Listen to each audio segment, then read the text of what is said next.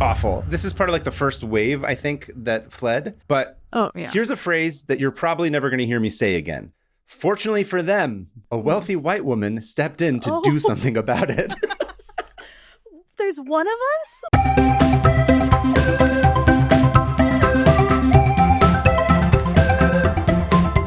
Hey everybody, welcome to 500 Open Tabs. I'm Hannah Hillam. And I'm Kaveh Taherian. Welcome back to the show. Hannah, welcome back home. We are back from Chicago now, and boy, are my anxieties tired because I thought we were going to die the entire time we flew back. Yeah, I'm back. So are you. We went to Chicago. Hopefully. We ate some food. We saw other food. people. We saw people. Laughed. We cried. Yeah. Actually, I don't know yet because we haven't technically gone, but I'm assuming it's going to be a really fun trip. Listen, we've just given away the movie magic that happens on this podcast, and now they're all going to know that we're frauds. They already know that. That's true. We've made it abundantly clear that we're frauds. That's true. Last week's episode, half the time we talked about creaming jeans, so I don't think anyone's taking us seriously. Listen, but we are intellectuals, and we're here to have scholarly discussions about historical figures and the jeans that they creamed. No, we're actually, I don't know if we've mentioned this on the show, but we're going to be moving, Sarah and I, just down the street. So the next couple of weeks, I'm going to be slowly going even more insane. Yeah, we might and lose unfortunately, you might lose me for a little bit. Also, enjoy this background. It's going to change pretty soon. So, I don't like moving. No, but no one does. At least you get to get out of that loud neighborhood. It's true. I'm excited to leave the neighborhood because I'm kind of over or not this neighborhood, but the specific block that we're on, which is incessantly loud. There's a curse on it. There is. Something. The curse is going to be lifted. We're going to leave. It's going to be great. That's exciting. But anyway, that's the only exciting thing for me. And I believe last week I creamed jeans first. So you get to be the the cream genie rubbing on a lamp.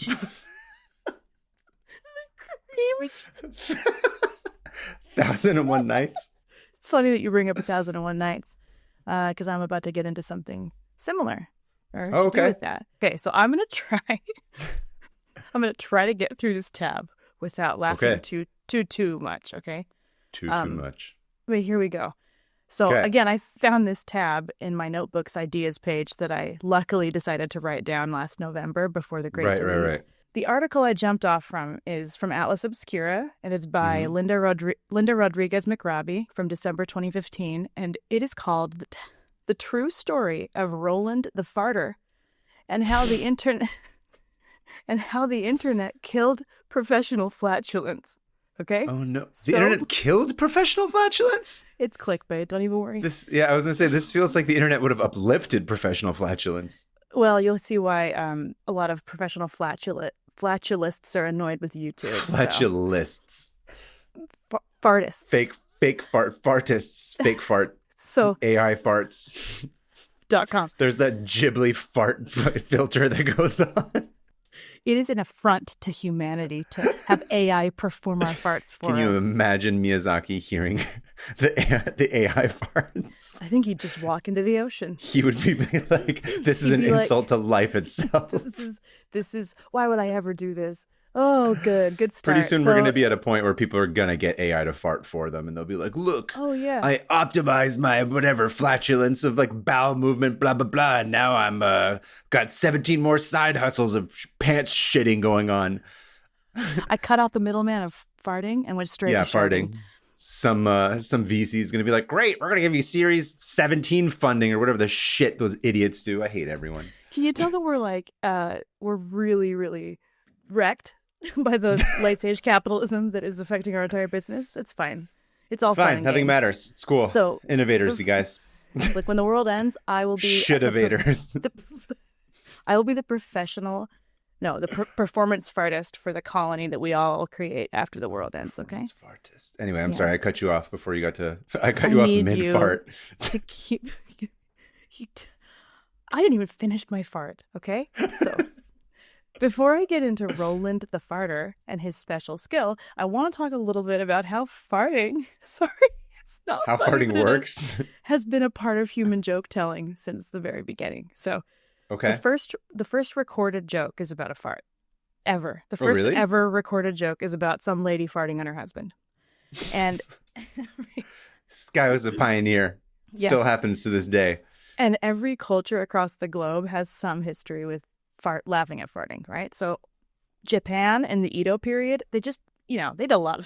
They drew a lot of stuff. But one of the things they liked to draw was battles, like fart battles in their illuminated manuscripts of just like people just farting at each other. And in 500 AD, It's like Terrence and Phillip and the South Park movie. 100%. Edo period Terrence and Phillip. There's some tentacles in there. Anyway, back in 500 AD, St. Augustine, I don't know anything about this guy. St. Augustine wrote about a dude he had witnessed who could fart without stink, without making it smell. Really? And he could make it sound like a song.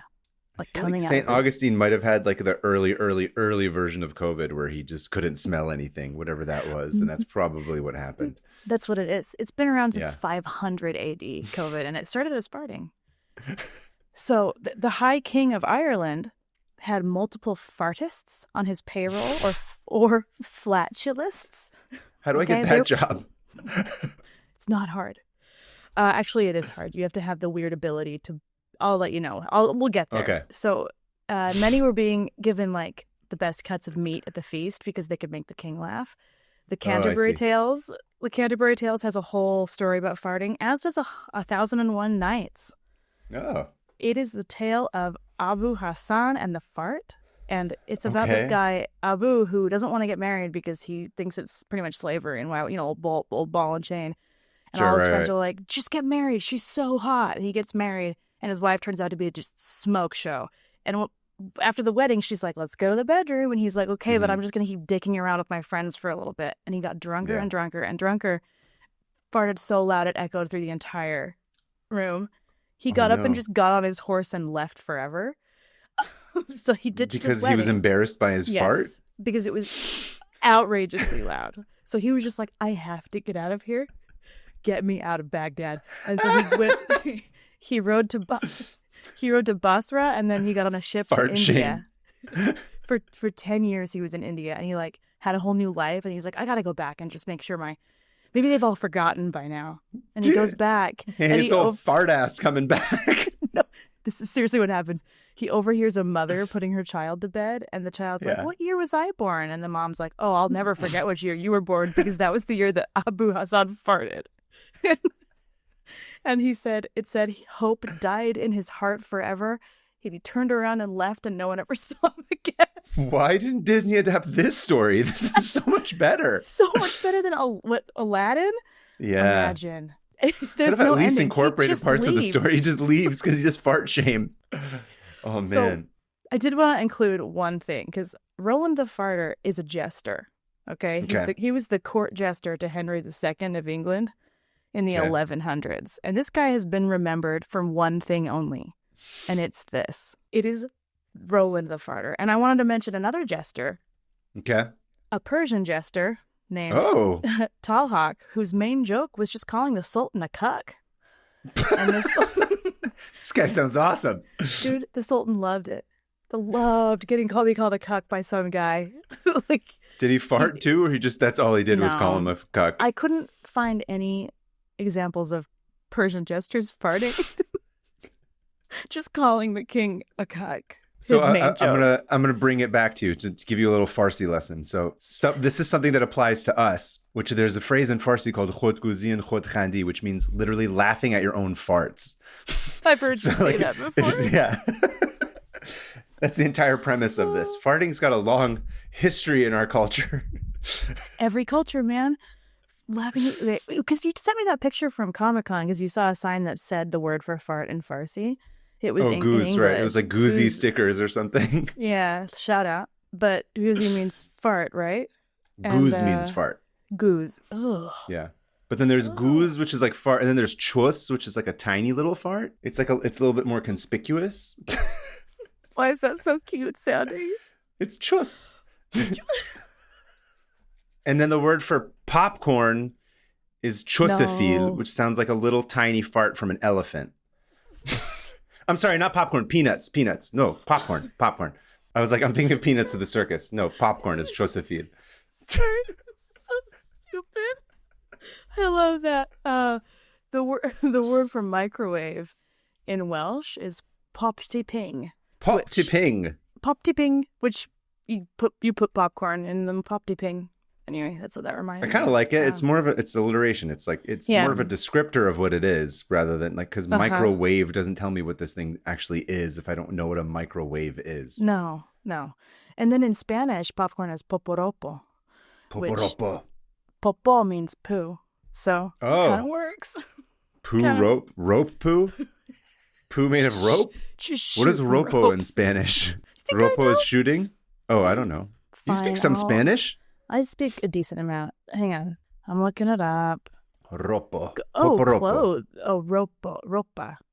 Poporopa. I don't have time to do this right now, so I'm not going to. So, those are some farters throughout history. We're coming back to Roland. So, Roland lived in the 1100s in England, and he was known for his incredible ability to fart on command. Okay. And so much so that the king was like, never leave my side. I need you to fart constantly. Like, I need you here. I need you performing. And so he was he was a performance farter, you could call him. And by all accounts, otherwise he was like, did all the regular, jester stuff like juggling and whatever jesters do, like performing and stuff, except for one special talent. Every single Christmas, this was his specialty, his show. Everyone was waiting. They loved Christmas time because Roland the Farter did his special trick. And that was a dance. And the dance would end in him doing one jump, one whistle, and one fart simultaneously. And everyone loved it. They were like, do it again. A fart, a whistle, and a jump at the same time? He could do it all at the same time. And the king was like, this is the funniest thing I've ever seen in my life. I'm going to go kill a bunch of French people, then I'm going to come back and watch him do it again. So seems like a good time. Yeah. He loved it so much that he gave Roland a manor house. And what's a manor house? It's like a mansion in the Middle Ages. Oh, nice. And 30 acres of land, which is like more than a lot of like upper class people. Damn. But the next king was like, this guy isn't funny, Dad. He's out of here. And so he revoked his manor. But it's your dad's friend. Yeah, he's just like, I gotta take care of this dickhead now. Dad, your friend won't stop farting on Christmas. I'm done. Ugh. So Roland's all fine, whatever. But the one I'm obsessed with is this next guy. I'm going to talk about two other flatulists. The next guy I'm going to talk about is called Le Petoman. He's a French guy, right? Okay. And his name is Joseph Pujol, but since I speak Spanish, I read his name as Joseph Pujol, which made me laugh so hard because it sounds like Pujol. So, Joe Pujol. Oh, Joey Hole Poo. I pooed the whole poo out of my poo hole. That's why they call me Joe. And my best friend is Levi Cream Jeans. Okay. Levi Cream Jeans and Joe Poo Hole. At the pool hall, shooting pool and poo. And cream. And cream. This is not our strongest work. It's not. We're trying. We're doing like it's like a sequel where we're trying to like repeat the same joke from the first movie, and it doesn't work. We just need to completely scrap Cream and Jeans. We're done with that. It's in the past. Goodbye forever. Bye. We tried. Salute. It didn't work. Viking funeral. Bye. No more Cream and Jeans. Only poo and holes. I'm throwing all of these Cream and Jeans into the harbor. Into the great bay. Like the tea party. The Boston Tea party. Yeah. Boston cream pie. I'm throwing all these Boston cream pies in the harbor. And poo holes. I am emancipating myself from the nation. That doesn't matter. I'm trying. It doesn't work. Poo hole. So poo holes. Le Petoman translates to fartomaniac in French. Fartomaniac? Oh man, I love that Lars von Trier movie. Okay. Ooh. He discovered his talent when he was swimming when he was little, but this one's different. Discovered his talent when he was swimming? That's just called being a kid in the pool and just seeing a bunch of bubbles come up. I don't think this is what kids experience. He was in the river. This was in 1880 or something. Okay. And he could feel water go up his anus. And he was like, is that normal? Like a reverse fart. Yes. And he realized he could breathe, quote unquote, breathe in. Through his anus? He's like a fish. Yes. Oh. And I read about that, and it does come. It is a leftover thing from like way, way, way, way back. That every once in a while, a human will be able to like suck in air through their butt. That makes sense. Because that's yeah. kind of how you're able to burp on cue, is like you'll just breathe in air and then burp it out. Exactly. I wouldn't know, but yeah, that's what I hear. Right. So he's sucking up air from his anus as a kid. He's like, whoa, water could go up there. And then he figured out that he got out, and he tried to push the water back out, and he could shoot it like for a while. He could shoot it an incredible distance. And he was like, this is life-changing. And so he, of course, this guy's as like you understand, gleeking with his butthole. Yes. Gleekhole. Gleekhole? Gleekhole. But his friends were like, that's amazing. And as you and I both know, positive reinforcement for jokes is the only thing you really need. Mm-hmm. If you can make some people laugh, don't stop. Even if you don't make people laugh, Just don't stop. A bunch of you probably last week were like, I can't listen to the rest of this episode. Unsubscribe. Unsubscribe. Whatever. Join the Patreon for more. It was insane. There's way more than you think. Okay, so like, you think we talked about the genes a lot? You have no idea. So you don't even know. The laughter continued because he had practiced a bunch, and he was like, I can like control which sound comes out and how long. Put in this 10,000 hours. He really. He was in the army. 10,000 butt chugs? I don't know. I guess it's kind of butt chugging. So he started realizing it wasn't just water he could suck into his butt. It was all also kinds of air. things. Yeah. And he was like, I can make songs. I can like do like rudimentary songs. So he was like in the army, and he was like, check this out, guys. And his whole like squadron or whatever was like, what? This guy's awesome. Look what he could do. And, there was no TV or, whatever. That's true. So frankly, though, even if you had a guy who could butt chug and make freak out. He could fart the White Lotus theme song or something. That'd be way more interesting than watching. Be like, keep doing that. He learned he could control when he breathed it, and he could make sounds, and like music. Yeah. And so he was like, I could totally make money doing this. It's 1880 or it's 1890. Literally anything goes. I'm a European man. I can do whatever I want. Yeah. And he even booked a sold-out show. Well, he performed a ton in Paris, and then he finally got a sold-out show at the Moulin Rouge for an hour and a half. He did it for 90 minutes. He farted. I believe that. I could see that. I've been to the Moulin Rouge. That tracks. Really? Yeah, it tracks. Man, I want to go there in 1890 and see this. Yeah. So here's how his trick went. So he'd get up there in his tux. He would dress to the nines, right? And he would get up there and like bow like he was about to conduct a symphony. And he would announce each fart deadpan, as if presenting a musical piece. And then he would he's like the Andy Kaufman of his day, basically. Yes. And then he would smoke a cigarette out of it. Afterwards? Oh, smoke a cigarette out of his anus. Out of his anus. He would smoke. This is so stupid. He would smoke a cigarette out of his anus, and everyone would be like, "Whoa!" Wow. Because the French were like, "Dude, we will watch anything." At this point, I'm trying. So it's like, you put the cigarette in, you take the drag, but then you have to take the cigarette out, and then you exhale it out. I think, out of your butt. He could pull it. Yeah, he could smoke with his butt. I would have been more impressed if he can exhale it out of his mouth, but it's Right? okay. He's the first guy to do it. Well, there was this. He's the pioneer. There's an account of somebody way back when in Japan who could like eat he could swallow air and then like push it all the way down and out in some crazy fashion. Yeah. Weird. Yeah. So he then he would blow out candles, and he would even blow out the gas lights that were at the bottom of the theater at the stage. Did he blow up any balloons? Oh no. Lame. Maybe guy's this useless. next guy. I know. I'm glad he's dead. Yeah, he could have at least entertained children at a party and not just people in the Moulin Rouge. I'm sure there were children there. Balloon animals. Who wants a giraffe? Yeah. He could mimic thunder to a highly accurate degree. Oh, yeah. And he then, as like a side hustle, he would perform private nude farting shows for the upper class. So I don't think those were shows. I think they were orgies. I don't know. He was studied by doctors because they were like, this dude in France can just fart on command. He can smoke us. They were all amazed, and it started this whole like study into how people can actually rectally breathe. And people still study this because there are people who still rectally breathe. And we're going to get to another one. But the report was called An Extraordinary Case of Rectal Breathing and of a Musical Anus. And so that was like the first paper published on it. And if you're like that was the best Harry Potter book out of the entire series. Harry Potter and the Extraordinary Case of Rectal Breathing and of a Musical Anus. That was her best work. Voldemort? Man, how did he do that? I didn't even know he had an anus. He does. Who would it no. Okay. So if you who in the Harry Potter universe would have the farting abilities? Ron and his brothers or whatever, Fred and George. Okay.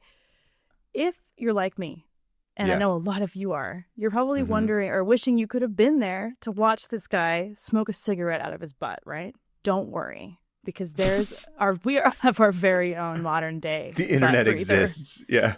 This is pre-internet, and this dude is Mr. Methane. And I'm going to send you. Don't like it. Don't want it. Nope. It's a superhero. I like the fart moniker, but I don't like the methane moniker. That's not fun. That's gross. That's too much. Interesting. That's where you draw the line. So he is. Well, just because I have I got big nostrils. I got a strong sense of smell. Oh, the methane is like, I don't want that. The farting I'm okay with, but not the smell of the farts. Oh, his don't smell. His name is Mr. Methane. I know, but he not doesn't smell. No, they don't. He has the thing where he can butt breathe. So, okay. So then why would he be Mr. Methane if he's not actually emitting methane? It's a fun, catchy name. No, it's misleading. Okay, I sent you a picture of him on Britain's Got Talent. He just looks like what does he look like? He's wearing. He looks like I don't even know what this. Simon Cowell called him. Hold on, I gotta try and describe this picture. Also, this reminds me of a specific story I have to tell you. Okay. A childhood story. I'm so excited. For the listeners at home, the picture that she sent me, it's a guy wearing a green mask, and he's wearing like the green suit, but like his head's not covered, and he's wearing purple shorts, and then he has a microphone just directly up to his anus. And then there's fireworks in the background. And then what looks on a stage, and it looks like a bottle of something next to him that I can't understand. It's a bottle of water. I will tell you this. This is the most like middle school story of all time. I know. Did I ever tell you this story?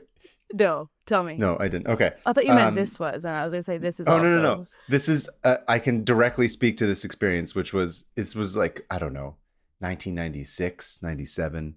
One of my cousins, who shall not be named to protect his anonymity, but I know you already know who it is. Yep. I had a boombox and I had a microphone. And I was like, we were 12 or 13. And we had, this is back when you had a tape deck, and then you could hit record on the tape deck and then talk into the microphone. I don't know why we had this idea, but we had this idea where we should record. This was like one summer where we were in Sacramento, and I was like, okay, let's record the sound of our farts into this tape so we can play it back. So we had this like mixtape where like every time that summer that we had to fart, we just run into the room and record it and then just fart, hit record, fart, and then stop the tape. So there's this like, I think it was like animation. It's like you do all this work and there's only like 10 seconds at the end of it, but it was like the funniest 10 seconds of just our farts. That is the most. Here's the thing. Here's why you did that. Because this is the oldest form of humor on Earth. Okay? There's something day. in everybody that wants with the to microphone. somehow I wish I could find that tape. Oh my God. Oh, it's floating around somewhere. It's floating around. So I found a good. videotape. We got the VCR out at my parents' when I was there last. We were watching home movies. But there's one of us driving around my hometown like 2 days before 9/11. And no. It was bizarre. It was like, whoa, a little snapshot. Anyway, brought 9/11 into this. But no, if you find nice that companion piece to my fart tape with my cousin. Look, your fart tape. Speaking of fart tapes, I have a video of driving around before 9/11. Look, that fart tape was Sacramento's 9/11. Okay, it's true. Yeah, that's amazing. If you ever find it, we need to play it. I need to hear it. We get banned from YouTube probably if we ever do find it. Have you ever been on YouTube? Are there? I've admittedly not looked up a lot of farting videos on YouTube. It never occurred to me to do that. My brother. Stu, if you're listening, you've scarred me for life. It was just Nice. Everything farts constantly. YouTube. Anyway, Mr. Methane. By the way, I love Charming that gentleman. story. And I'm sorry I made it about 9/11. Our listeners expect more, Hannah. Our listeners are getting the bottom of the barrel from me today. So you know what? They're getting like the shavings of whatever I have left. Oh, that's kind of fun. It's like, here's what I got. You're not getting you're not getting the goose Hannah today. You're getting the truss Hannah, like the little fart version. Yep. The cute. Let's call it cute. Whatever I'm doing today is cute. Fart cute, not meat cute, but fart cute. Stupid. Okay. So Mr. Methane grew up performing this for his friends because he was young when he realized he could breathe through his butt as well. And he was like, this is hilarious. So he would perform for his friends. And he grew up to be a train engineer. But after an incident where the brakes on the engine failed, he was like, I'm done with trains. And I'm going to try my anus at performance farts. So as he started performing, he would don a green and purple superhero costume and take on the alias of Mr. Methane to like mask himself because he's 6'7". Okay. So he's just this gigantic Northern Englishman who can fart on command and wears a superhero costume. And he's like Buckethead, but for farting, basically. Wait, who's Buckethead? Buckethead guitarist who always wears the KFC bucket and like a mask and long hair. He's like 6'7". He's huge. I don't know if that's exactly how tall, but he's very tall. When people are that tall, they have to have a bit, or else I guess they're just. I feel like tall. being tall is the bit. Yeah, but it gets old when they're like, "You play basketball." That's what everyone sounds like. Oh, you play basketball? How's the weather up there? Whereas me, I can't even at concerts. I just look at people's backs, and I'm like, "Cool, I love music." In a hot room, looking at people's backs. My friend was 6'7", and we'd go to concerts, and we'd be like, "Okay, see you, Tucker. See you." He stays at the back. We're like, "We're not going back there with you. You're on your own. We're not going to be in there." Oh no! Anyway, why were you friends with Tucker Carlson? That's the real question. I know. He grew. He shrunk. Fox made it. I don't know. Every joke I have is half a joke. Half a joke? No, my friend Tucker was so tall, and he had red hair, so he had double the. He stuck out. Target. Stood out in a crowd. Target. Yeah. Hi, Tucker. I don't know. We haven't talked in years. So he was like, "Here's some tips from Mr. Methane on how to do this. You have to be born with it, first of all." Maybe he's born with it. Maybe, here's some tips. Maybelline? Be born with it. Yeah, maybe it's Mabel fart. If you have this ability, we're trying, okay? You have to relax your sphincter while also tightening it. And he says that he can't really explain it. It just happens. He can just do it. Okay. And he says it's really hard to explain, but you cannot laugh.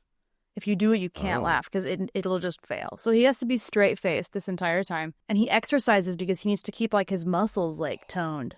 Are you trying? Should we try? Okay, wait. No, we're just going to add a bunch of sound effects in the background. Nope, I'm just doing kegels with my butt. Man, I hate this. I wish I could do this. Some guru this guy is. He's like, how to breathe with your butt. Butt yoga. Did you have any success just now? No, I didn't. I think I'm just going to be shitting my pants while I'm sitting here if I don't do it correctly. He says he likes to say farting fit in order to like have muscles that work.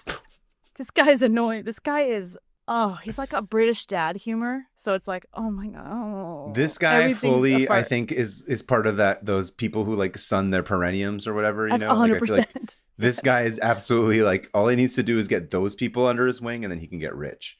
Like that guy that has like waist length hair on Instagram and does shows naked and like, have you seen that guy? I don't know who you're talking about. No. My algorithm is horrible and cursed. And I don't see anything I like, but that's one of them. He was on TV. He was on whatever Britain's Got Talent, and his little Britain's Got Anus.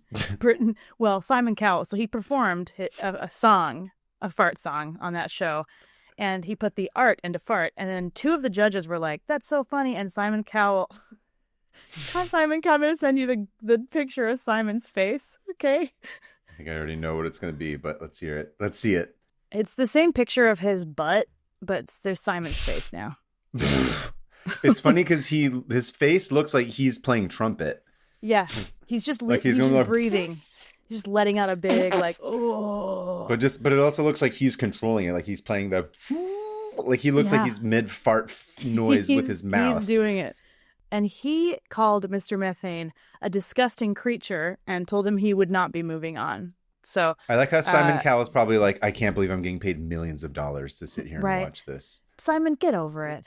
Yeah. Get over shit, it. Bro. That's why you have the terrible, insane, scary plastic surgery that you do now. Oh, dude. Because you took it for granted. Scary. I've never... Ooh. And he was booed by the audience, not the whole audience. Either people were laughing till they cried, or people were like, Simon Cowell was booed, or Mr. Methane was? Mr. Methane. So I was hoping that the audience turned on Simon Cowell and started booing him for not supporting the fartist.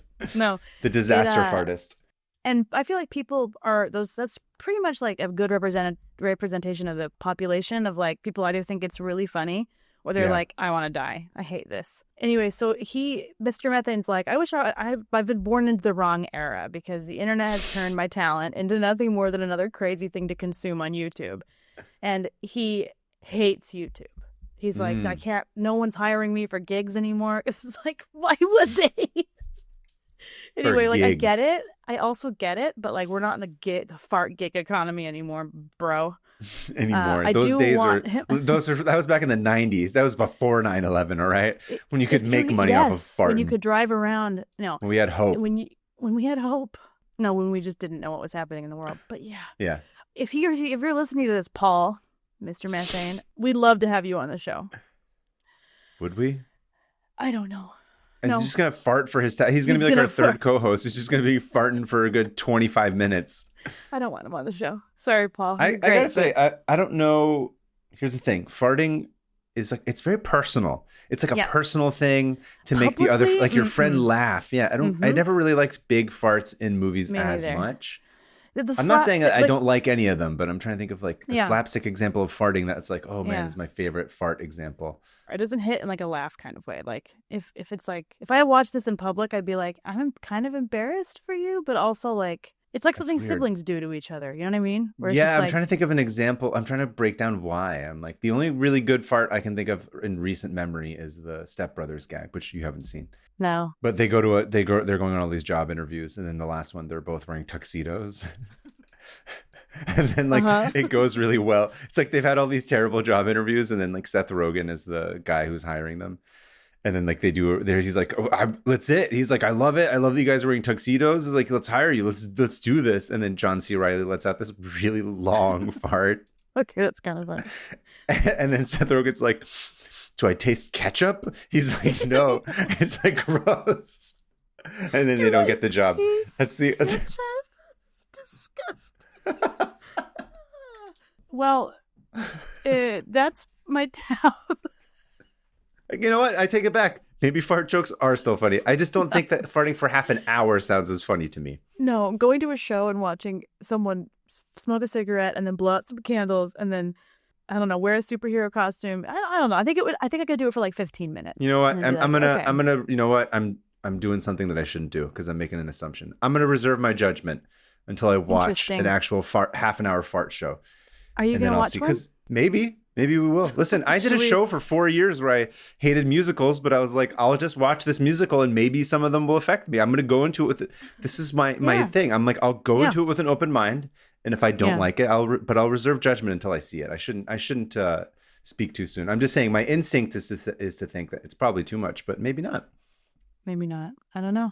I'm probably not going to because I'm probably going to forget about all of this in about a day. That's true. That's absolutely what's going to happen for both of us. Yeah, but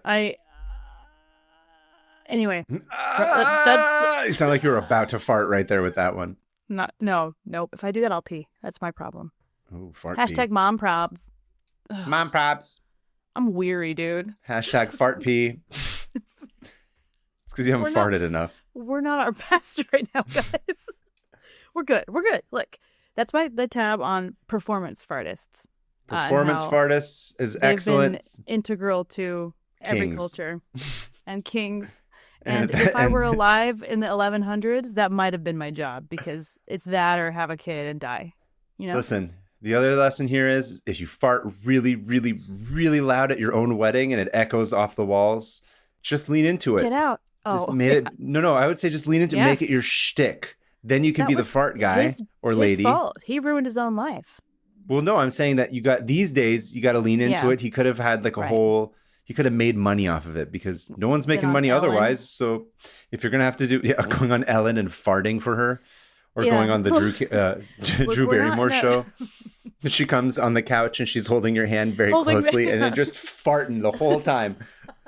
And she's like, giving you this like, she has this like incredible gaze when she does those interviews where it's like, it's really intense. I feel like I'm going to start crying just watching her. Like, it's like a weird empathetic like face. Like if she talked to me in person and was like, "Are you okay?" I'd be like, "I would start crying. Right? I'm crying. Drew, I'm not okay." She's like this intense, like I'm so locked into whatever you're feeling right now. It's cool, but also scary. It's scary, I know people like that where I'm like, oh no, okay, you're here to be supportive in a way that I'm not ready for that. I'm not ready. But I would go. You could go fart on her show basically, and she would probably be like, "It's beautiful." You should be like, "I'm glad you're doing this for yourself. I'm glad that you found this passion, and I want everyone in here to take a moment." Also, Drew, it's your wedding day. Everyone else can eat shit. You're allowed to do whatever, and people have to deal with it. That's the point of your wedding day. Don't keep your wife waiting, though. Don't keep your hot wife waiting. It's true. Don't do that, and don't leave her. Don't leave her. She was so hot. Like the story kept being like, and she was gorgeous. Smoke show. She was hot. I wonder what the moral of that story is. It's just don't fart. This is the moral of the story is. If you fart in public, we will shame you. That's my tab on farting. And nice. What do you have? Well, I know how we're going to close tabs today. I didn't even think about that. Get ready. It's going to be like 17 whoopee cushions like going simultaneously, Alyssa. Okay, thank you for that very flatulent tab. Farcial arts. Ooh, farcial arts. Kuma fart. I don't know. Kuma tab. Fart. Something or other. Anyway. Oh, no. Okay, so on to my tab. Take us somewhere. Okay. Today's mine is not goofy like this, unfortunately. Great. I've got one that's like a little bit more not serious, but more less insane. Deeply stupid. Not deeply stupid. No, it's in fact it's kind of inspiring, which is why I liked it and I chose it. I'm glad we're going to end on that because if we had ended on me being like, "Then we tell about farts," I think it would have not been great. So no, and then I think, and I'll get to the end of it and I'll explain I think why I thought it was it stuck out to me as like an interesting story. So today's tab caught my attention because it's got like an MCU type crossover of tab topics from this show. It's like part of the 500 Open Tabs podcastic universe, if that's a thing. Yeah. No, it is actually. We have an insane amount of inside jokes. We do. I just don't know what it's called. I don't know if the 500 Open Universe. TPU or whatever.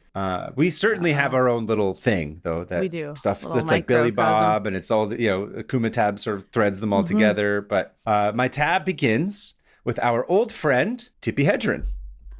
Tippi! Oh, she got mauled by a lion. She did, and I made sure to go back and look. So if you haven't done so yet, go back and listen to Hannah's tab from episode 12 about the movie Roar. That was a good one. Can you believe how long ago that was? No, we do need to watch that as a live stream. We do. Sometime. Yeah, it's a crazy story. Tippi's a part of that story. It's all about lions and tigers eating crew members and making the most insane movie, dangerous movie ever made and whatnot. It's a good one. But so that's... When I was reading about this, I was like, wait, Tippi Hedren. I was like, wait, I know that name. And I was like, oh, it's the lady from Roar. It's Tippi. But this story is not about Tippi getting bit in the face or getting attacked by lions. That's good. It's about her humanitarian work and how it inadvertently ended up leading to the creation of a multi-billion-dollar industry. So let's go back to 1975. Okay, let's get the timeline that Alyssa made and let's see what's been happening there. Yeah, right? Oh, no, I don't have it open. Never mind. I can tell you off the top of my head, there's the Tehran UFO incident, I think was either 75 or 76. And there's a bunch of Nixon whale stuff, exploding whale. Yeah. There's all kinds of stuff that are happening in the 70s that we've covered. Yeah, cool. But anyway, so when Tippi wasn't trying to fend off gigantic African mammals, she worked as an international relief coordinator for a nonprofit organization called Food for the Hungry. Okay. Did you read into anything about her specifically when you were doing the tab, or it was just in relation specifically to the movie Roar? I kind of got into, because I know that after she was in The Birds, right? Mm-hmm. And after that harrowing experience, she kind of drifted away, backed off from acting a little bit. Mm-hmm.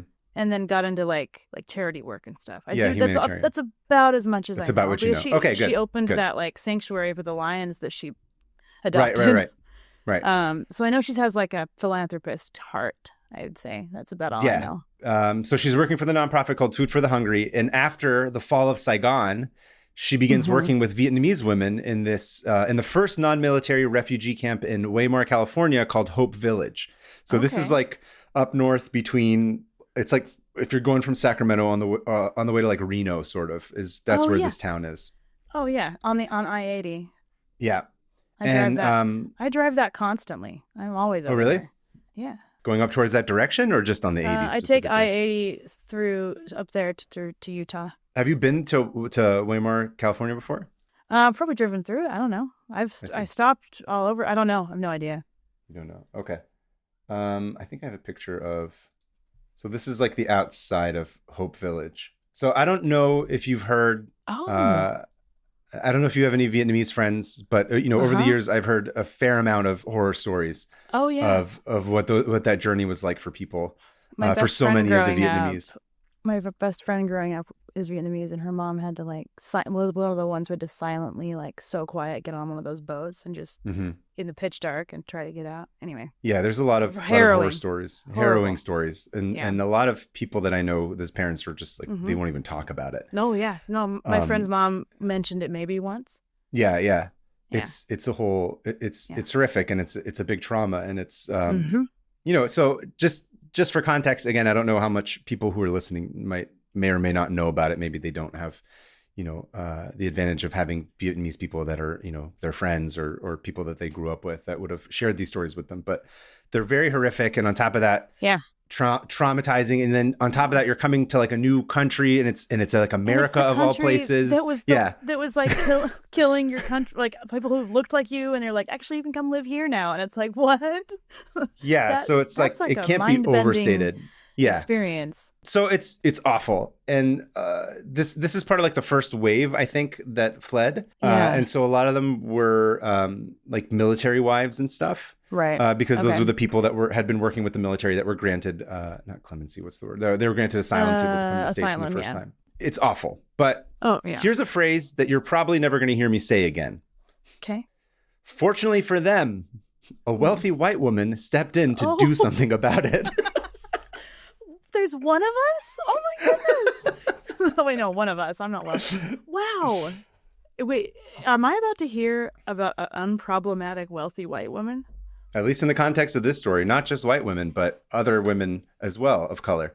This story gets fun. This is you're going to love this one. Cool. So Tippy was doing whatever she could to help the Vietnamese women in particular find ways to find work and help them make money. Because again, remember, they're in this new country. They have nothing. They're living in this, they call it Camp Hope. I'm sorry, they call it Hope Village, but still it's like not great. Yeah. And so here's a quote from her. She says, "We were trying to find vocations for them. I brought in seamstresses and typists, any way for them to learn something. But Tippy, being a Hollywood starlet, couldn't help but always be dressed to the nines. Uh-huh. And in particular, her nails were always just impeccable." Oh, I think I know where this is going. I'm so excited.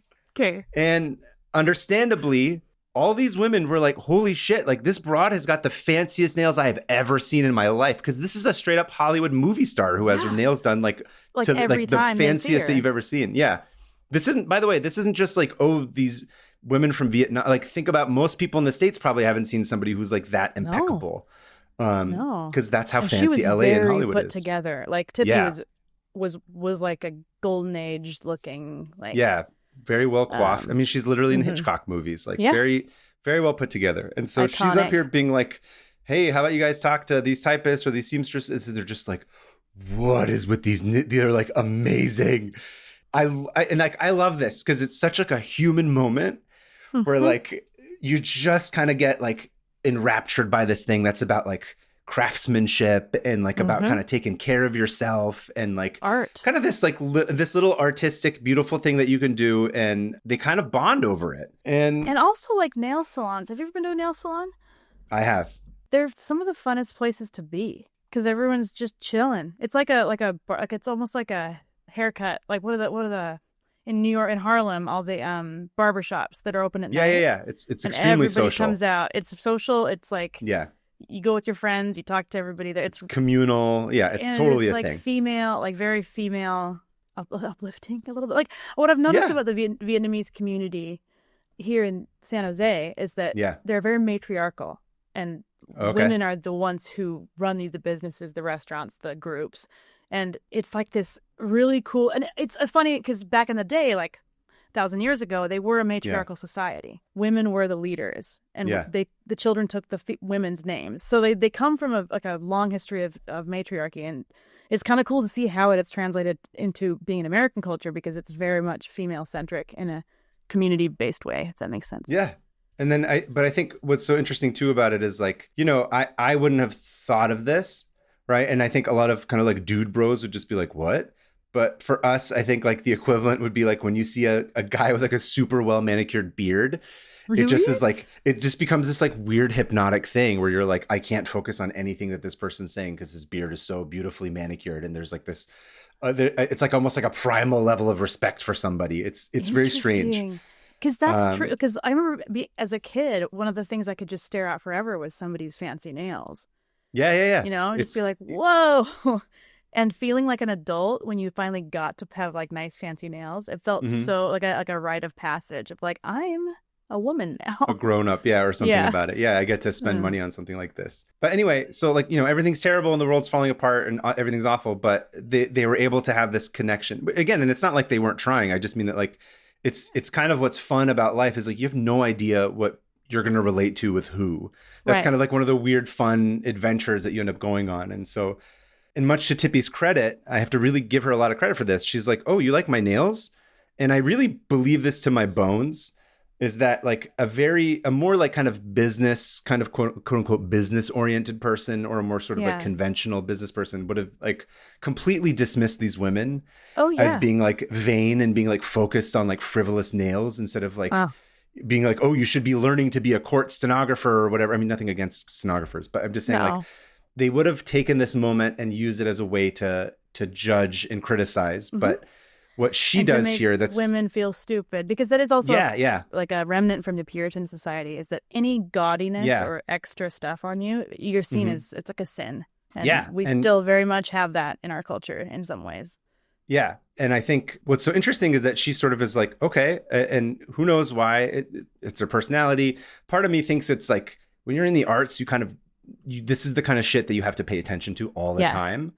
Because what you're looking for is like, what is the thing that sparks someone's, like, you can notice it, you know what I mean? Like, you know this from having seen so many other people like in the arts. You're like, okay, when you notice that someone has like not just an interest, it's more than just an interest. You're sort of like, okay, something's turning in someone's head or some wheels are turning in a way that like, if you're sensitive to it and you're paying attention to it, if you're smart about it, you can catch it.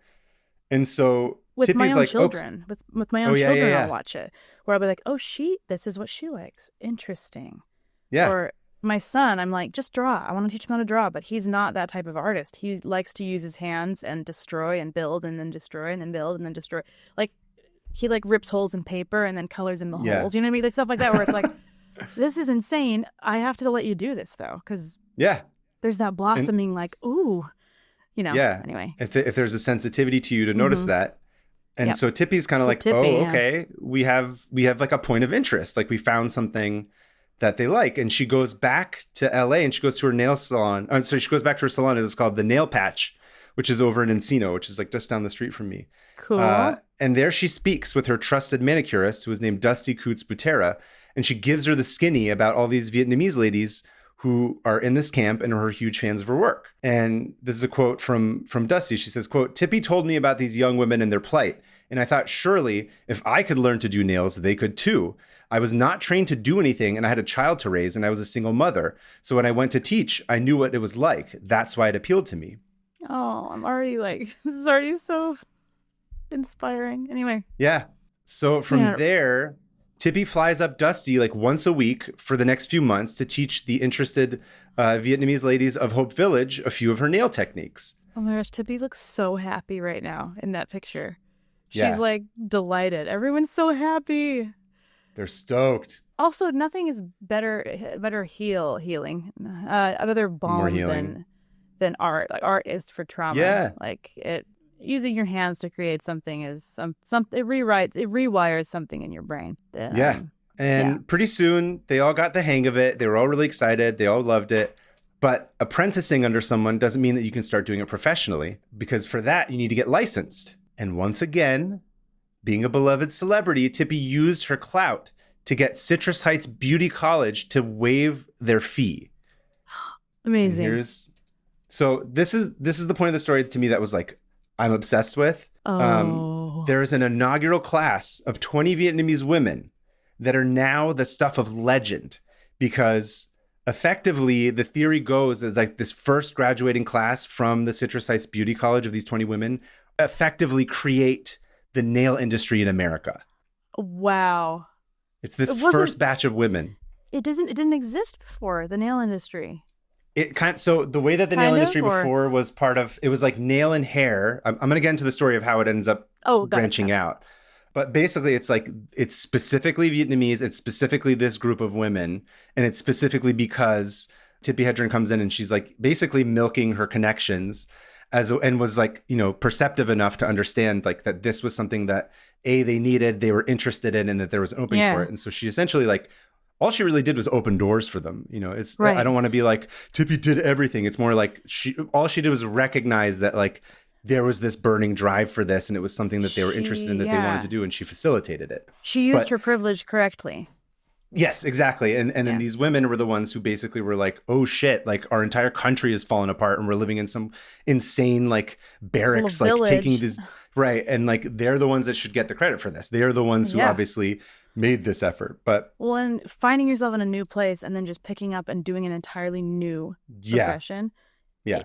In a country that you do not speak the language. Like, it's insane. I can't even imagine. They must have poured everything into this. Yeah. And the other thing that it reminded me of is like, I don't remember exactly the details, but like there's a couple of stories from like the late 70s and like early 80s of like classes where like everybody was in that one class. So there's one, I think it's actually University of Utah is one of them, where it was like Ed Catmull from Pixar was in it, and like Nolan Bushnell was in it, and then a bunch of the guys that like created Photoshop.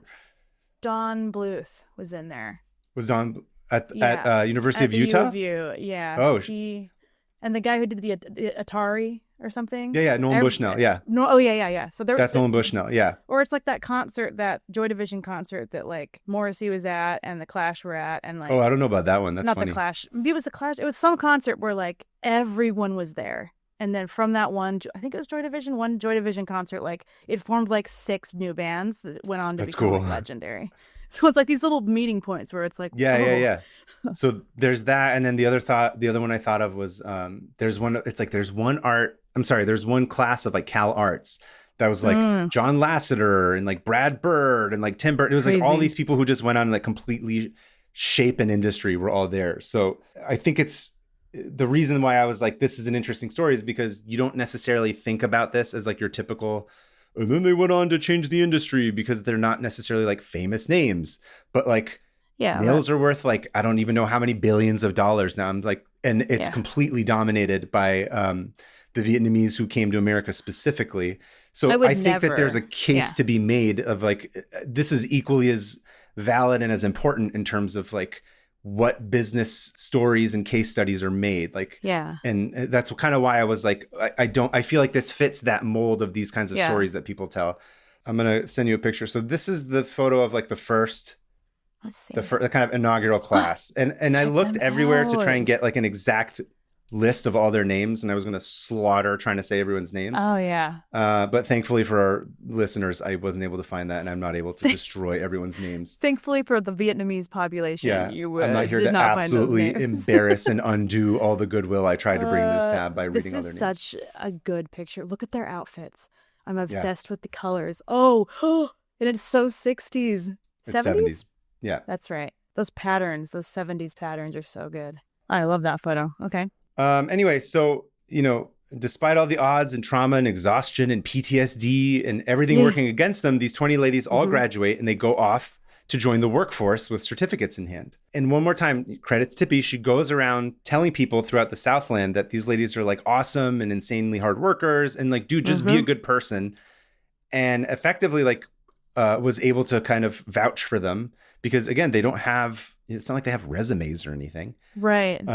Puts a bunch of them to work. She doesn't put them to work. She helps place a bunch of them in different places. And so they're doing okay. They're not crushing it because whatever, racism and things aren't great. And then I think by the end of 1975, it was something like 125,000 Vietnamese refugees had settled in the U.S., mostly in California. Mm-hmm. And, I hate this term. I find it to sound really derogatory, but the term technically is chain migration, which is a lot of immigrant communities. It's been used as a derogatory way of talking about, but technically that's how it works, how immigration works. Right. Certainly how my family worked and a lot of our extended family. It's like the first person comes, they start to make a life for themselves. They're able to vouch for whoever to, get them to get a visa or green card or whatever to come to the States. And then that's how you do it. Families come all together. That's always how it's been. Are people hang on. That's how it was at the beginning. All of my immigrant ancestors were like, oh, we'll send one, and then that's like the person that's there that can represent. Anyway, I just got really annoyed with people who as you should. Anyway, so as part of this, a bunch of people come in, and of course they're following the sort of blueprint, which is the template that, again, my family, as a lot of people have. Well, they're like, okay, well, so-and-so came and they were able to start working as a nail technician. And then that person's whatever cousin comes, or that person's sister comes, or husband, or whoever, like family comes one by one. And it's a small community at this point. I mean, 125,000 people is a lot of people, but that's not a big amount of people in terms of an immigrant population at this time. And so everyone's talking and they're like, okay, well, these ladies are doing nails. This is something that they're able to make money. It doesn't require you to know quite that much English in terms of how to be able to do it. It's true. And so word spreads. And they basically started coming in, and they all started kind of getting their what are they called? Not degree. Their manicuring license and stuff. Certification or whatever. Certifications. Certificate, yeah. And also, by the way, it's always shocking to me that I feel like I have to explain this because I'm older and I take this for granted. I'm like, this is how a lot of immigrant communities end up specializing in a specific thing. It's not because like in Vietnam, people were like, like doing nails was like a tradition that goes back like 10 generations. It's like, it's like, hey, here's a situation. Right. You're like, I have to figure out a way to live. I'm going to go to my community, and that community is going to help me. You know what exactly. I mean? Like and they support each other. And then when they come in, they're like, here's the thing that we did. And so then you end up kind of carving out a niche for yourself. So they basically start coming and they start kind of following suit. And like I said, it wasn't very common to have a nail shop on its own. It was like, you're going to go work at a salon where people do hair, and then you also do nails. And so what a lot of people were doing is that they started to go do the work. They were able to save money. And some of them thought about breaking off and starting nail shops that like focus specifically on nails instead of hair and nails, because that was the area that they were all getting very good at. It's kind of like aesthetics now, or estheticians now. It's like I have a friend who specializes in just eyelashes, but that's a newer thing. It used to just be all aesthetics all in one, except for nails. And so like people are starting to do that now with like eyebrows or eyelashes or stuff like that. It's all getting very specialized. This is like an early version of that, where it's like we're breaking out and doing our own thing with this. It's cool. So there's one story from here that I thought was really interesting. So it's about this Vietnamese lady named Charlie Vo. And Charlie was doing nails in South LA, and she met a lady named Olivette Robinson who did hair. And they became friends, and they decided to start a business of their own, which in the early 80s in particular was not some shit you'd ever see, because it was a black woman and a Vietnamese lady opening up a hair and nail place together in South LA, in like South Central LA. Oh, that is not... Holy cow. That's cool. And I love this, and you're going to love this. So they get this commercial space or whatever, and they're like, okay, what are we going to call it? What's it going to be? And Olivette is like, okay, we're going to be making all these women pretty and sexy so they could go out and like trap a man. And her and Charlie keep like, chatting about it, and they're like riffing, and they're like, yeah, we're trying to help them trap a man. And then they're like, okay, boom. And they decide to call it Man Trap Salon.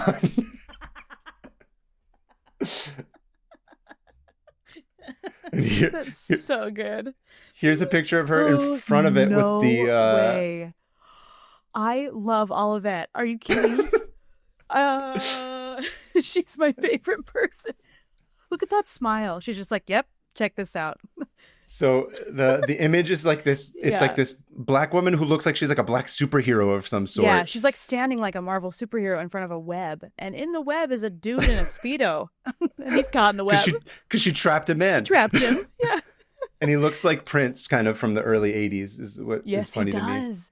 And then Robinette is just standing there grinning. Is that Robinette? Olivet, yeah. Sorry, I thought it was Robinette. What the hell? No, Olivet. But yeah, she's just like grinning Robinette in front of it. Robinette is Joe Biden's middle name. Really? Yeah. Olivet is just like anyway, Joe Biden is not in this photograph. Good. I don't care about him at all. Olivet for president. Anyway, obviously, this is amazing and it's incredible. So unsurprisingly, this venture ends up becoming very successful. And I think within a couple of years, they opened like 9 of them. And they're all in, like within 9 man traps. It was like a chain. And they're all in black communities. And it's all like, you know, Charlie and her whole family is working there. Olivet and her family's working. So it's like, it's very communal, like you said. And at that time, acrylic nails were starting to become extremely popular. Yep. And their shit started to get like super elaborate. And the next thing you know, all these like Latino women and all these white ladies were like, what's going on with all these like rhinestones and like snakeskin shit? I want in on that. That's awesome. And so I love this kind of becomes like the trend. It's argued that this is where the trend starts of like nails going kind of mainstream as a form of self-expression rather than just kind of like what Tippy would do, which was the more kind of formal, like kind of what I don't know, classic, whatever you'd want to call it. But now it became this thing where it's like accessorizing kind of thing, I guess. Yeah. It was less about being prim or proper and more about like, this is who I am and this is how I express myself through these nails. Yeah. And so of course that feeds in and then it makes nails like an even bigger thing. Yeah. And of course the Vietnamese immigrants that keep coming in are like perfectly positioned because they're starting to get like, they're starting to corner in on this entire industry that's now suddenly gone mainstream with the help of Black culture sort of, you know, it's taken from Black culture and it's expanding. And now they're sort of positioned in this crazy area where they're like, oh shit, there's this whole wave now that's going to happen. Dude, again, with Black women, they're at the forefront of so many movements, of styles. It's awesome. And so towards the end of the decade, there's this guy, he's a social worker, and his name is Nguyen, and he changed the game again from what people were doing before. So Min had been settling Vietnamese refugees like as his day job. He was a social worker. Okay. And one day his wife, Nguyen, takes Min to meet one of her old friends from high school that was doing nails, who I believe, if I'm not mistaken, I can't 100% confirm this, but I think it's Tuan Le, who was one of the original 20 in Tippy's class. Okay. I think. Yep. I think. And Min, he's kind of like, oh, damn, this nail shit is like, it's going. Like, it's really good. Like, I guess he was sort of, I don't know, wrapped up in social work and helping people settle and stuff. So for some reason, it's sort of flown under his radar. And he's like very impressed by it. And he's very like inspired by it. So Min quits doing social work and he goes to get his manicurist license.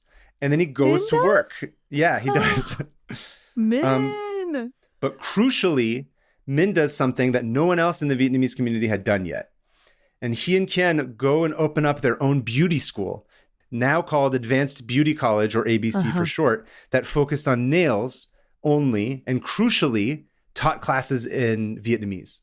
Oh, okay. Great. So, and this dude, he's like, he knows how the social work aspect of like people coming in. And then he's also like, okay, cool. He figures out a way to kind of bridge this gap. He was the perfect link. Yeah. Yeah.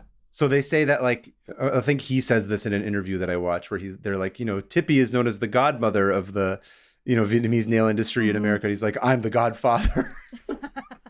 I love it. The godfather of the nail industry. Yeah. I love that. I want to see that movie. So there's a documentary about this that I was going to say, I was going to give it a proper shout out at the end, but there is a doc about this that I'll include in the show notes. But Min also goes on to lobby Congress to offer certification tests to be taken in Vietnamese specifically as well. Oh, wow. Okay.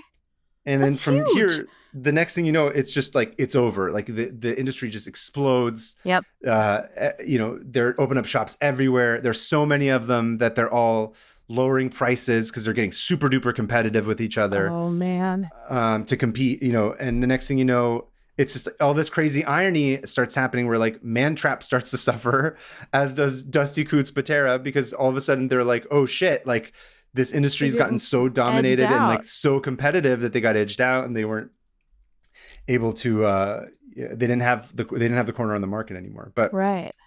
Anyways, this tab's not going to be about like the entire history of the nail industry like forever, but I just thought the kind of the point of this that I really liked was that the roots of the way that this picked up being in America is really interesting, because particularly now at a time where we read about like how America's terrible and like not supportive and business is awful, I feel like this is a very uniquely, specifically American story about how immigrant communities and minority communities that exist in this country it can work in tandem. And also, like you said, like privilege can be used in a way that doesn't have to be about focusing it on what you did for people or whatever. It could, there's like these harmonies that can all line up. I'm sure she wasn't going around saying, look what I've done. She was literally just opening doors for people, being like, oh, I have a key to this door. Perfect. Let's go. And also it's seen as like a stereotypically, female oriented or like women oriented business. I mean, in this case, it was like a female dominated business, but I think, just a little bit of my soapbox here. It's like, I feel like part of that is the reason why people don't take it seriously. Oh, 100%. And it's like, and I listen to some of these other, business podcasts sometimes or whatever, where people sort of breaks up stuff down and they're totally happy to like lick founders up and down that are like in Silicon Valley doing shit. And I'm like, this actually, to me, it falls into a lot of the same, it qualifies in the same way in terms of like, here's this person who had this idea. Here's how this, I'm not smart. And I didn't go to Stanford. I can't give you like a proper business breakdown of it, but I know enough about it to know that like, this is a case study that should be studied and should be talked about in a way that I think is like, people are asleep on this. And I think it sort of incorporates a lot of elements. And I think the reason why people might not even take it as seriously is because, Tippi Hedren didn't take a cut of this entire industry that existed as a result of... There was no white savior they could worship. Right. There's no messianic figure. No. Like they would, I mean, good for her. Yeah. Good for, honestly, I don't know what else she's done and if she's problematic, but in this case, I really think she did it right. And this is the right way to actually like lift people up. Yeah. And I think you're right about if, women's work is seen as less, and this is considered women's work. Yeah. And we're getting less and less of that now. Like, I've had a guy do my nails before, and just obviously just as good, but like, you get the double of like, this is women's work and this is immigrant work. Yeah. What, like, white Americans or like wealthy Americans sort those into like the lesser categories, and but they also, a lot of American men expect women to take care of their beauty and make sure they look great all the time. But then they are really demeaning of the jobs that are required to make women beautiful or whatever. So it's this bizarre like standard, and like I don't know, I don't get it, honestly. Also, in terms of women dominating the industry, there's a lot of Vietnamese men that run these salons or work in these salons, and there was one story, I want to say it was the kids. It was the son of the guy of Min. I think it's Min's son. I might be wrong. I feel like it was his son. They were like, "Oh, you can go become a doctor now that we made money." And he was a doctor, and he was like, "I don't want to do this. I want to join the family business." Yes. And they were like heartbroken, also, but then they were like, "Okay," and then he's like real good at it, and it's like, but anyway, it's a whole thing. Well, it's like, so I'm gonna get on my soapbox for a minute, if you don't mind. Go ahead. I just think that our society, American society, ever since like the 50s and the whole like nuclear family, the craze of like kind of decentralizing community into one tiny nuclear family, has really made us forget about how things actually used to be and how things have been for like thousands and thousands of years. It's like the family business was how it was. Like you were born, your dad was a blacksmith, or your uncle was a blacksmith, you'd go get a certificate in that and you'd become a blacksmith. Like, not that you don't have to be trapped, quote unquote, doing that, but that is how family structures had existed up until like the last 100 years. And we've totally forgotten. And so these immigrants who come with that culture still, we're all like, what? We look at it like it's less than, when it's really like, these people are happier. Yeah. Like, I come from a very large family, community-based society, and I can speak toward like, no. help each other out. You can't just sit on your own in one house. Yeah. Like, this is how we are supposed to live. And immigrant communities are still holding on to that. I really like that. And I think it's literally the only thing that keeps us human. Yeah. Anyway, so shout I out hate to the nuclear family. I don't think it works. Shout out to Olivet as well. Like I said, yes, Olivet, is basically dude. like, let's start a shop with Charlie and getting Man Trap, and the cultural element of it that ends up exploding as a result of it. So the last thing I'll say, this is really fun, is that if you go to, I'll send you the link. This is the Vietnamese. Which one? What is the museum? The Heritage Museum. Oh, cool. I want to go here. There's like this page that's called that's about like Tippi Hedren being the godmother of it. Oh, look at her. Look at Tippi. Wow. That's the face of someone who's been mauled by a lion and an elephant. The other thing too, so the documentary that I found, it's called Nailed It. Of course. That's perfect. Yeah, exactly. And it's directed, what was her name? Adele Pham. She's the one where I got a lot of this information from. Okay. And it's on like Tubi. I'll include the link. It's free. You can watch it with ads. Okay. But if you get a chance, go watch it. It's only like an hour. And she also stages like a reunion of some of the ladies from the first class with Tippi. And of course, everyone's like crying and emotional. And they're like, oh my God, she's the only person who like, cared about us like that. It's very sweet. And then so she interviews all these different people within the community. It was really cool. It's a very like, it feels like a very personal documentary rather than just like a, nothing. Obviously I love Ken Burns, but it's not like a Ken Burns like objective one. It's very like, right. Her voice is very prominent in it in terms of like her trying to like make sense of her identity and like her relationship with her dad in terms of being a Vietnamese immigrant and et cetera, et cetera. Anyway, it's worth a watch. You should go check it out. I will. But that's my tab. I thought it was pretty cool. Lovely story. I love that. Yeah. I've always wondered why most of the nail technicians are Vietnamese in California, and I guess all over the United States. That was something I was like, oh yeah, why? And now I know. I read some stats somewhere. I don't remember what the number was, but it's something like it wasn't just here in the States, but it was also like some percentage of the economy in Vietnam is because people would come here and work.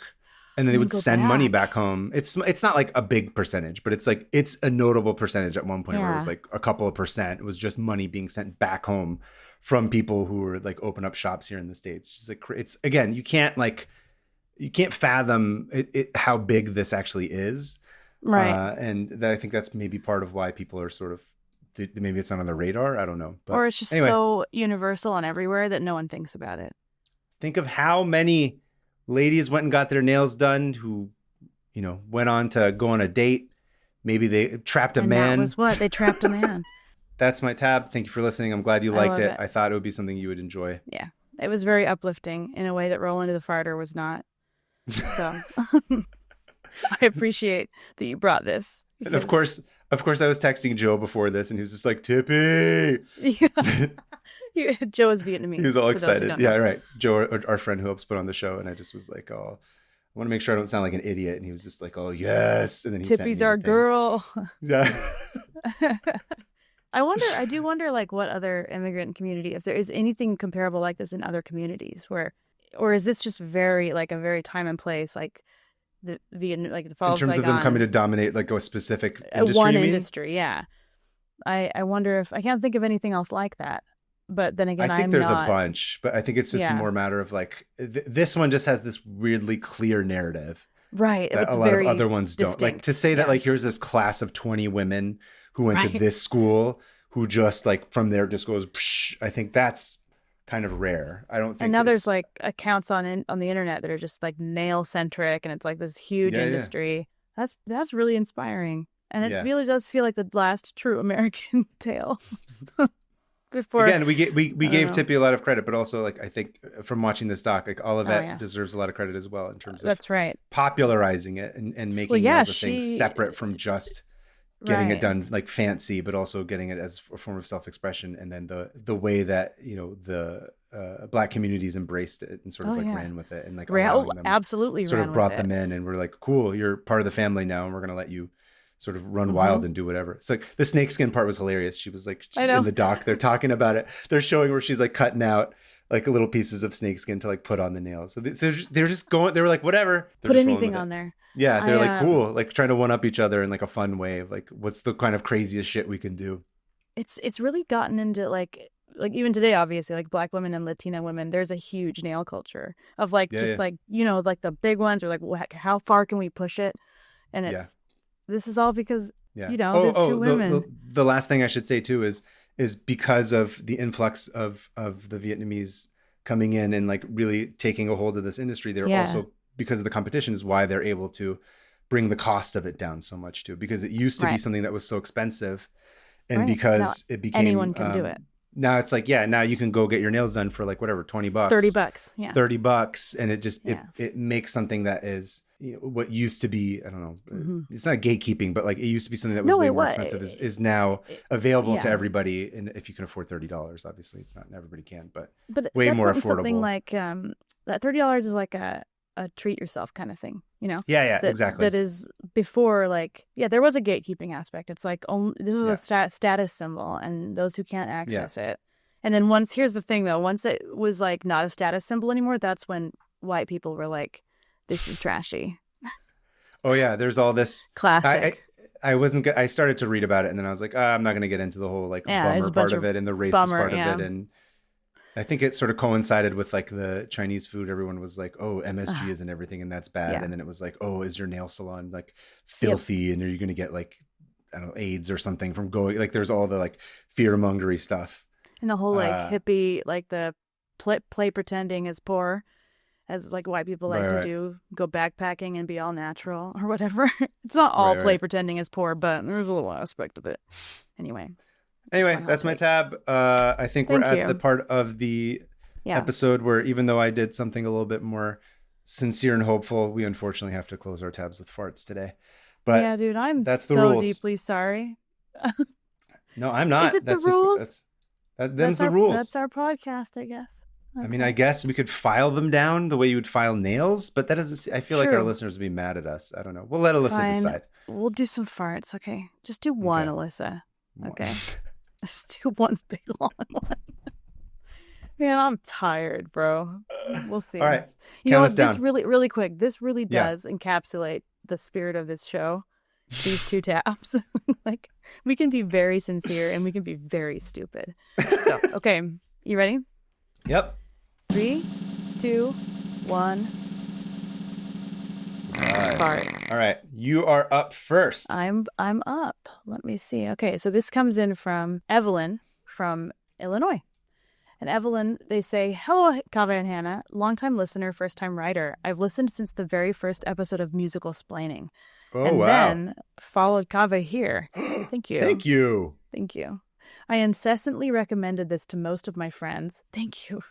And it has given me way... Seriously. It has given me way more ammo as a sharer of odd facts. It's our job. My tab today is rather simple. A tab about my hometown, DeKalb, Illinois. We pronounce the L in DeKalb. Okay. It's your average, mostly rural, almost suburb of Chicago, which with two notable exceptions. First, we have corn branded after us, leading to a really fun town logo. And second, barbed wire was patented here, leading to a very long legacy within the town. My high school mascot is the Barbie Crow. I thought it was real for an embarrassingly long time, and every pep rally we would chant, "There's only one Barb." I don't even know what that means. Justice for Barb, dude. She's trapped in the Upside Down. Seriously. Get her out of there. Some quick fire facts. Hometown of supermodel Cindy Crawford. Location of Northern Illinois University, of which a notable alum is Dan Castellaneta of The Simpsons. Oh, Homer Simpson himself. Has one of the last Egyptian theaters in the U.S., a craze that could probably be a tab of its own. A bunch were built during the 20th century due to a popularity of archaeological discoveries in the region. Yep. Evelyn, they link some articles, and those were some little facts about her hometown, which also I love that. It's like, it doesn't have to be one tab. You can just give us some cool facts. Fun facts. If you're ever in the DeKalb area, you can pop in and then you'll be like, hey, I know what's going on. Where's the barbed wire? I came here for the barbed wire. Give it to me. Okay. All right. Email number 2 is from Elizabeth from Northern Virginia. Hello, Hannah and Kaveh. You all need to know about something that the local urban planner has managed to get approved. I present to you the Penis Park. Oh, we've gotten the penis owl. We've gotten the penis statue. The penis now park. You have the penis park, of which there is a photo, an image. I'm gonna have to send to you as well. I present to you the penis park. This is a real park in Ashburn, Virginia, called Legacy Park. A penis, and it's it's creaming. It's creaming. There's a naturally occurring lake in the balls. The penis is ejaculating, and there's a small fountain at the tip of the, quote, ejaculation. Here's an article detailing more, but ultimately no one has yet been able to explain how this got approved by the city planning department. Keep it Josie, Elizabeth. Listen, I tried reading the article, and it doesn't matter compared to the image. The image is just, that's all you need to know. The image, you guys, there's no way this was a mistake. There's no way. Someone designed this to look exactly like a penis. Yeah, or somebody who's never seen a penis ever in their entire lives and didn't clock it. Oh, interesting. Who would that? I don't know. It's very much a penis, though. Yeah, very much so.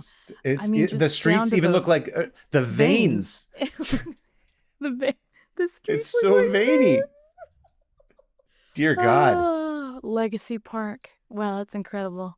Thank you, Elizabeth. Yeah, I'm just still staring at this. Yeah, if you two have, while Santa looks at the dick park, if you guys also have an email that you'd like to send us, please do so to 500opentabs@gmail.com. That's 500. Send us a link. Let us know a little bit of a blurb about what you learned. And of course, let us know where you're from, because that's always fun. Yeah. And of course, we take voice memos if you're interested, around 90, we do. like minute and a half, 2 minutes tops, if you're able to do it. But no pressure. If not, we will cut if we have to. Yeah, we will. We'll do it. Yeah, we'll do it. And if you want to buy our books, we're artists, for those who don't know. Right. We both are cartoonists, and we both have books. So go follow some links to our bios, like at Hannah Hillam, at Instagram and everything. Yeah, I'm at PermaFriends on Instagram and Taherian on Blue Sky. And we are at 500 Open Tabs. So, of course, subscribe to the Patreon if you're able to. Subscribe to the YouTube. Much like our, couple of emails. If you know somebody that you think might like this, please send it to them. If you know anybody that might like farting, go ahead and send this to them. Or if you know somebody who loves getting their nails done, or is a fan of Vietnamese struggles in America, or Tippi Hedren. I don't know. I'm trying to think of every single thing that we've covered over this episode, but pick one of the topics or one of the instances. Friend? I don't know. Send it to your Vietnamese friend, and they'll be like, that guy screwed the entire thing up. He didn't actually know what he was doing. We hate Tippi Hedren. No, just kidding. Yeah. No, but please share this episode or any other episodes that you enjoy with your friends. Please That's do. how we're going to help please grow. like and rate. That does wonders, I think, on Apple. On all of them. Just do all this. Support us, please. Help us. Support us. I'm not very eloquent. You're a little bit tired today. It's okay. Of course, as always, thank you to Alyssa. Of course, thank you to Joe. Yes, and Joe. Thank you. Until next time, Hannah, I will see you at the Gwen Stefani tribute toilet. I will meet you there, and we will fart into it together. Oh.